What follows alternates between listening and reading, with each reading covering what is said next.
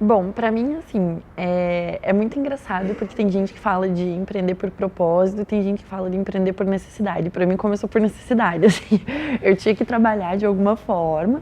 Eu estava estudando filosofia na época e tudo que eu não queria era receber um feedback dos meus pais, da minha família, por exemplo, de você tá fazendo faculdade de filosofia e não tá trabalhando nessa área, né? Então eu corri bastante atrás, assim, de coisas na parte educacional para o quanto antes aprender o que eu poderia fazer na minha área, né? E de que formas eu poderia conquistar isso. Então, acho que começou muito cedo para mim, né? Eu tinha 19 anos quando eu comecei a fazer esse fluxo, né? De mapear coisas.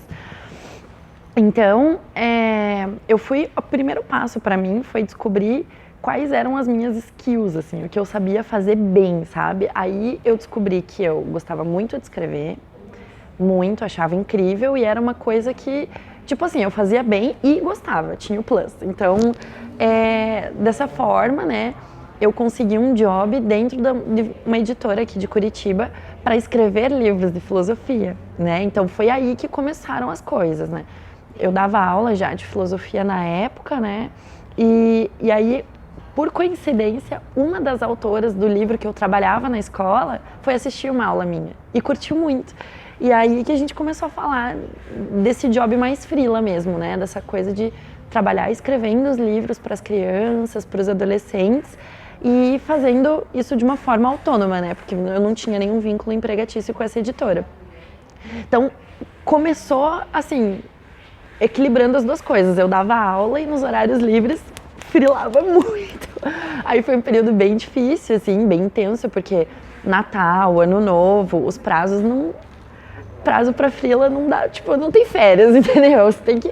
Era dia 24, eu tava trabalhando. Eu me lembro de vários episódios, assim, tipo, a minha família fazendo churrasco lá embaixo, sabe, na churrasqueira, e eu freelando 11 horas da noite saindo. E aí, galera, cheguei do churrasco, né? Então, essa época de conciliar as duas coisas, ela foi bem intensa. Até que depois de eu ter feito o meu nome, por assim dizer, né, dentro das produções, eu já tinha produzido vários pequenos jobinhos, assim, freelinhas, eles me deram um job maior. Aí esse job maior, depois de, uns 3, 4 anos, assim, de produção, equilibrando as duas coisas, que me deu, assim, a segurança para dizer, não, agora vai, né, agora é isso, assim. E aí foi que eu pedi as contas desse emprego, encarei a vida freela e o mestrado, que era uma coisa que eu queria muito, e eu tinha condições de fazer as duas coisas. Super legal isso que você disse, e eu acho que, para mim, o maior ponto de apoio foi ter um mentor. Eu acho que todo freelancer, ele precisa ter alguém, sabe, que ajude essa pessoa a se guiar dentro do ecossistema, a entender qual é o posicionamento da marca dela e o que ela pode fazer com o nicho de mercado que ela trabalha, sabe? Tem muitas coisas que a gente, como a gente é freela, a gente é muito maker. E isso era uma coisa até que a gente estava conversando antes de começar aqui, o freela gosta muito de fazer só a sua atividade principal. Então o mentor, ele tem aquele olhar de fora, assim, ele dá uns passos para trás e vê a coisa de uma maneira mais ampla. E muitas vezes coisas que você mesmo não vê porque você está muito preocupado em, tipo, entregar um job que está no deadline, assim, sabe, chegando. Então, nesse sentido, acho que o meu maior ponto de apoio foi procurar um mentor e estar sempre conversando com essa pessoa, e outra coisa, procurar comunidades, assim, tipo, entrar num coworking, fazer parte das comunidades, tipo, de pessoas que fomentam a economia criativa dentro da cidade, sabe? E em eventos que as pessoas falam sobre isso. Tem um monte de evento gratuito sobre isso aqui, sabe? A gente é muito rico, assim, nessa parte, né? Participar de eventos de business e me conectar com as pessoas que estão passando pelas mesmas coisas que eu. Olha, acho que não tem dinheiro que pague, assim, ó, você falar com alguém que entende o que você está vivendo, sabe? Então, isso me deu muita força e o mais legal é que você pode trocar experiência, você pode permutar job quando você achar que for conveniente, né? Você pode fazer várias coisas legais porque você tem uma rede que está ali atrás de você também te dando suporte, né? Para que você faça suas coisas. Sempre tem vários obstáculos, né? Eu acho que para mim o maior deles foi, a falta de planejamento financeiro no começo. Tiveram vários meses que eu passei a pão e água, assim, porque Você tem que contar que às vezes um pagamento vai atrasar, às vezes um cliente vai esquecer de te pagar e você vai ter que correr atrás dele, entendeu? Não dá pra ficar confiando só no, como que eu vou dizer, nos prazos que você coloca pra entrar essa grana, sabe?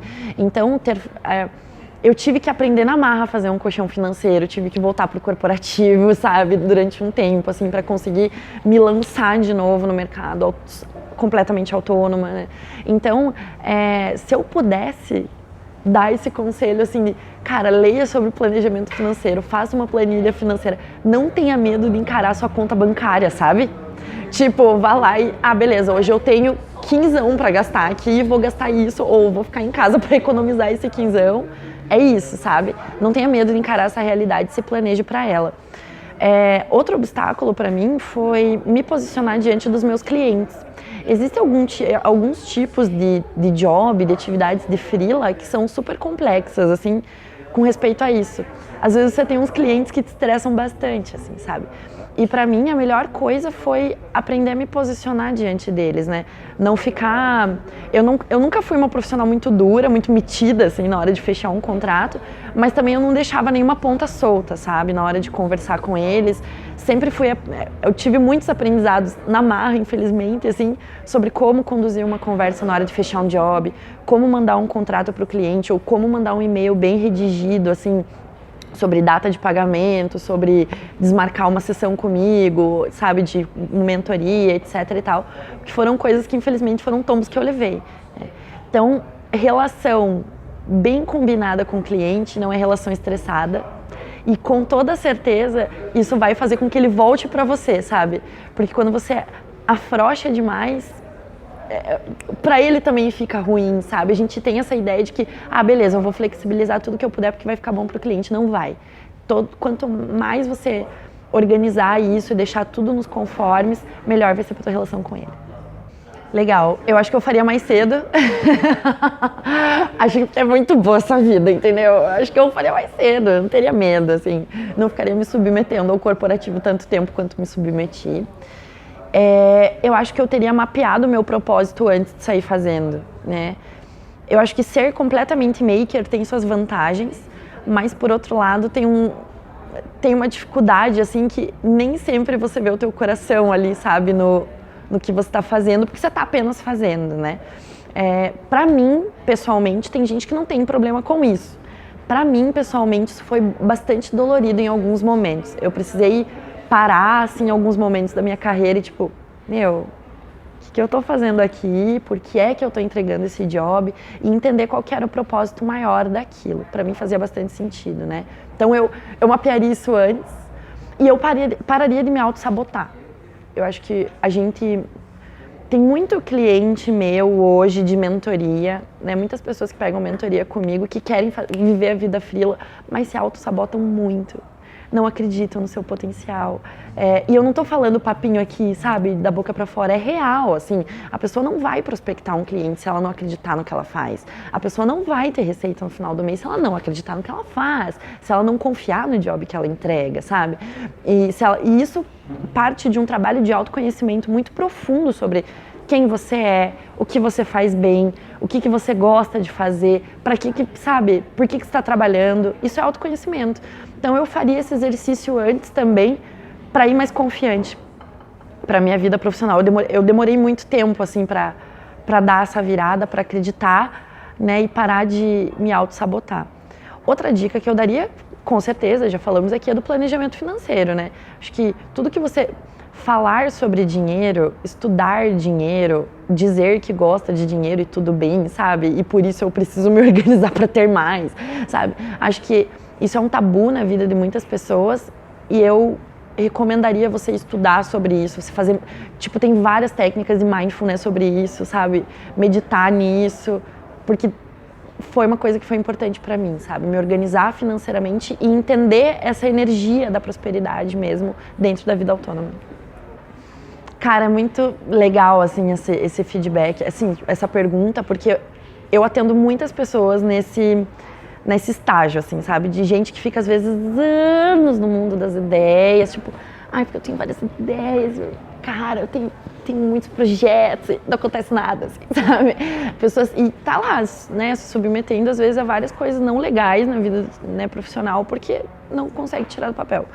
Para essas pessoas, eu costumo dar uma dica bem prática, rápida, fácil e dolorosa, que é foco.